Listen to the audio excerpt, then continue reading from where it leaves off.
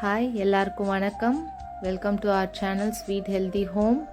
இப்போ நம்ம பார்க்க போகிறது ஒரு முக்கியமான மெடிசன். இந்த கஷாயம் ஒரு நல்ல இம்யூன் பூஸ்டர். இதுக்கு தேவையான பொருட்கள் லெமன், இஞ்சி, கிராம்பு, மிளகு, அப்புறம் மஞ்சள் தூள்.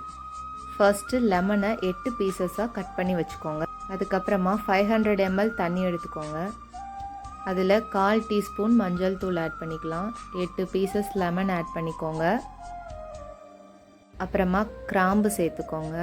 4 to 5 பீஸ் மிளகு சேர்த்துக்கோங்க. நல்லா இடித்து வச்சுருக்க ஒரு துண்டு இஞ்சி சேர்த்துக்கலாம்.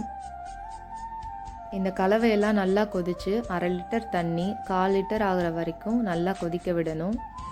நல்லா கொதித்து தண்ணி நல்லா வத்திருச்சு. இப்போது ஸ்டவ் ஆஃப் பண்ணிக்கலாம். நல்லா குடிக்கிற சூடு வந்ததுக்கப்புறமா இதை வடிதட்டி எடுத்துக்கலாம்.